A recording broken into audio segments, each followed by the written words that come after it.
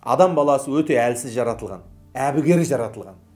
Адам баласын шынында да қуанту үшін көп нәрсе керек емес. Осы отырғанда ойланып, бір досыңызды, танысыңызды, анаңызды, әкеңізді, бір жақсы көркем сөздеріңізді ойлап тауып, соны бір әдемі әңгімемен әрлеп, бір сообщение жазып кеп жіберсеңіз, ана адамды сіз бір 5-10 минутқа бір бақытты сезіндіріп тастай аласыз. Осы мүмкіншілік сіздің қолыңызда бар ма, жоқ па? Бар. Ал сол сияқты сіз біреуді ренжітем десеңіз, қасынан өтіп бара жатып, дұрыстап сәлем бермей, жай ғана әшейін бас изей салсаңыз бүйтіп, қабағыңыз түйіп, ол адамның кешке дейін уайымдап жүруіне сіз мүмкіншілік жасап бердіңіз.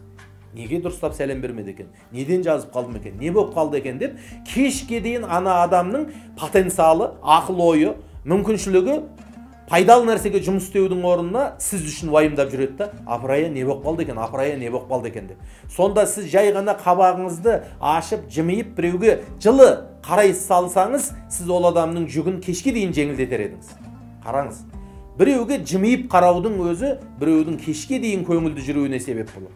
Немесе біреуге бір ауыз жылы сөз айта салу, ол адамның қаншама уақытын пайдалы нәрсеге жұмсауына себеп болады. Адамның әлсіздігі сонда. Ал енді сіз біреуге бір ауыз жылы сөзіңізбенен, жылы жүзіңізбенен әсер ете алсаңыз, енді керісінше өзіңізге біреу оқты көзін қадаса да, біреу отты сөзін арнаса да, соны жүрегіңізге қабылдамаңыз. Біреуді кішкентай нәрсемен қуантыңыз, бірақ өзіңіз таудай сынақтарға арқаңызды тоса алатын қажырлы болыңыз. Міне бақыттың үлкен кілті мен тізгіні сонда. Өкінішке орай, өзіміз біреулерге ауыр сөздер айтуымыз мүмкін. Ауыр сынақтар жасауымыз мүмкін, бірақ біреудің бір ауыз сөзін көтере алмай жатамыз. Ал жүректе әділдік болмаса, жүрек нұрлы болмаса, бүкіл ісімізде береке болмайды. Барлық дүниені жарқырап көрудің де жақсылығы жүректегі тазалықтан басталады. Адамның жүрегі неғұрлым нұрлы таза болса, ол төңірегіндегі жаман нәрсенің ішінен бір кішкентай жақсылықты тауып алып көре алады.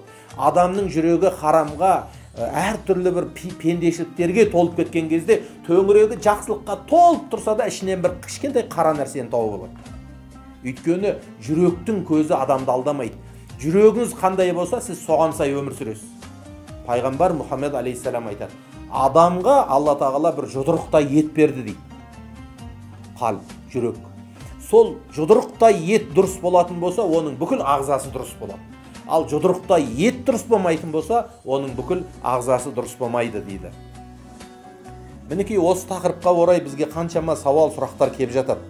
Қарап отырсаң, қазақтың қазаққа тигізер ең үлкен пайдасы, бауырлар, сыртынан ғайбаттамау, жаман сөз айтпау, өсектемеу. Қазақтың бір қандайда жақсы азаматын, жақсы қызын көрсеңіз, соның жақсылығын көруге тырысыңыз. Ал сол бір сүрініп кетсе, оны табаламаңыз. Себебі бір адамды табаласаң дейді, сол кемшілік, сол күнә, сол қателік өзіңнің басыңнан өтпей, өмірден өтпейсің. Біреудің баласының мұрын ағып тұрса, мынаның баласы мұрынбоқ екен десең, я сенің балаң, я немереңнің басына сол мұрынбоқ ағатын жағдай кеп тұрады екен. Біреудің қызы қайтып келсе, мынаның қызы қайтып кепті ғой деп. Біреудің ұлы әйел жіберсе, ананың ұлы әйел жіберіп. Біреудің баласы сүрініп кетіп түрмеге түсіп қалса, ана түрмеге түсіп қапты десеңіз, табаладыңыз ба жүрегіңізде? Деп бүйтіп сәл табалау болды ма?